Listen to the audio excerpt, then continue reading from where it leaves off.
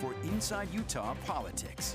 Thanks so much for joining us. I'm Glenn Mills. It is time to go inside Utah politics. We do begin this morning with Becky Edwards, congressional candidate in Utah's 2nd Congressional District. Becky, welcome back to the show. You've been here many times. Always good to have you with us. Good to be here. Thanks. All right. You are one of 3 candidates on the primary ballot for the GOP nomination. Let's talk first about your background and resume. What is it that you feel qualifies you for this position?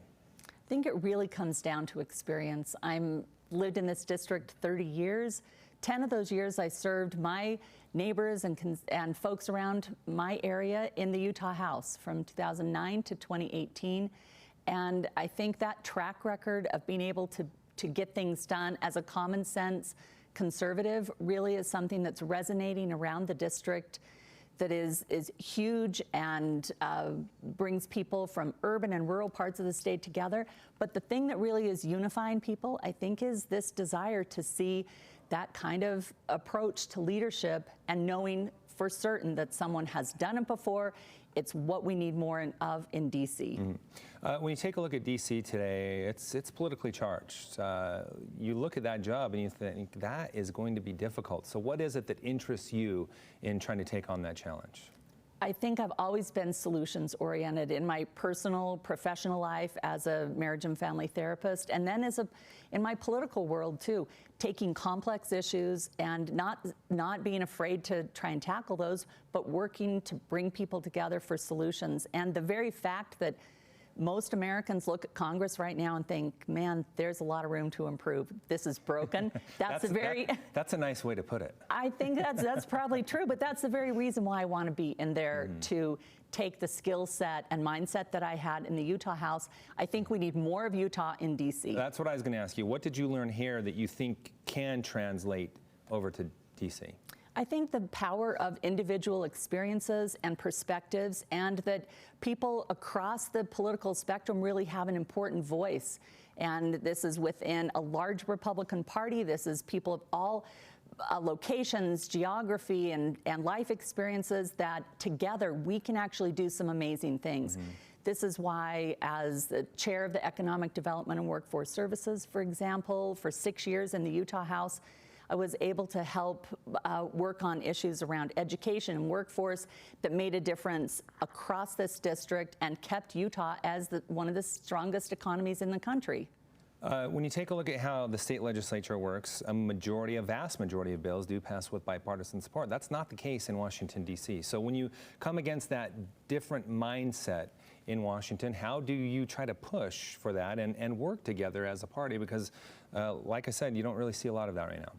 I think a lot of that work really is done in committees, and that's where you have an opportunity to build trust with your colleagues, help folks work on things that are important to them, get to know the issues, build relationships that then help garner support for issues that matter here at home.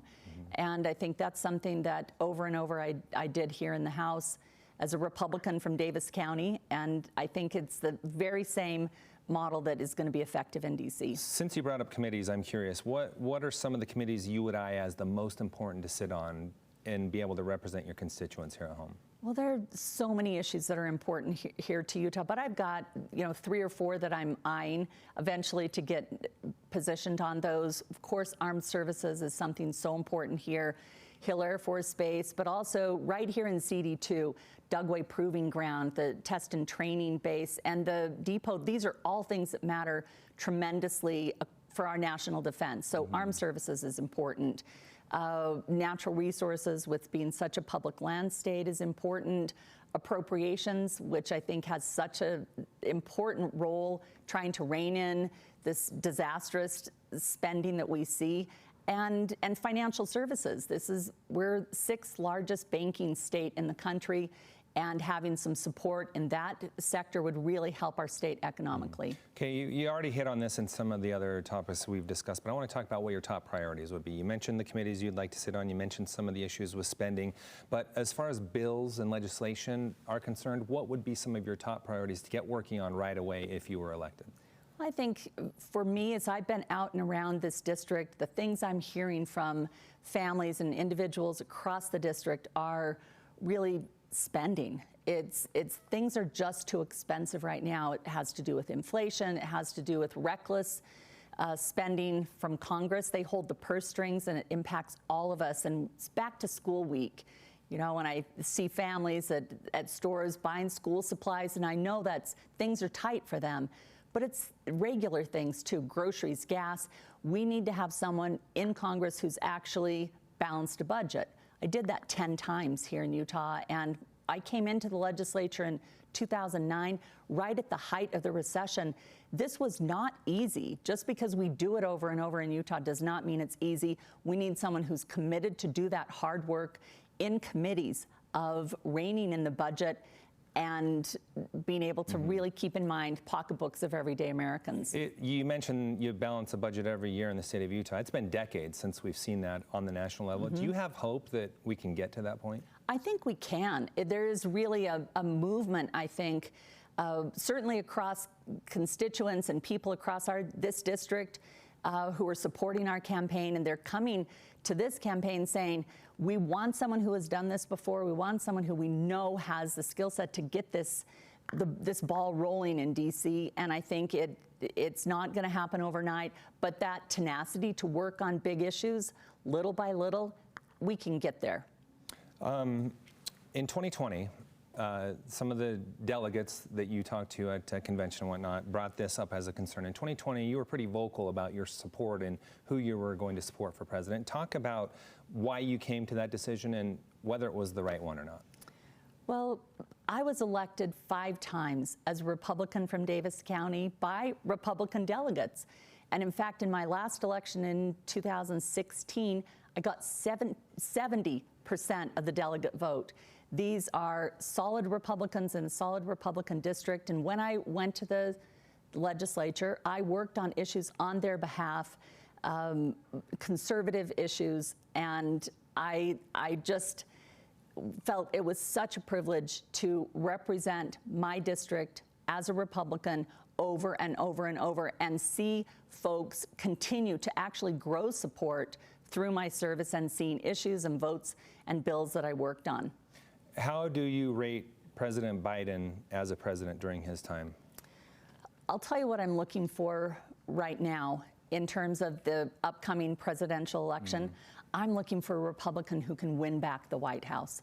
I think it's time that we have that shift, and it's early days in the presidential election cycle, but I'm watching, as I think most Americans are right now, to look for all the candidates as they're putting out their ideas, and I'm looking for that Republican who can win back the White House. You mentioned you have a series, or you have at least one television ad running that I've seen, and you mentioned standing up to China. Why is that important? I think it has to do with our national security. It certainly has economic impact. And I think we have a lot of businesses here in Utah that are seeing the impact of Chinese hold on products and things, services that they have been dependent on in the past. And we have to take very seriously China's potential aggression against democracy, democratic institutions around this world. And I think standing up against communism, standing up to friends of China. We're looking at the things that are happening right now in Ukraine with Russia. It's a time for us to stand strong against those aggressions. We have about 30 seconds left. I would like to give that to you to make your one final push to any voters that are watching right now. Well, I welcome all voters across this district to join our campaign. Join this movement of people, 13 counties wide, rural, urban, who are joining together. And you mentioned our TV ad. We're on TV. We've got mailers mailing out. We're on radio. We have fundraising that has been very robust.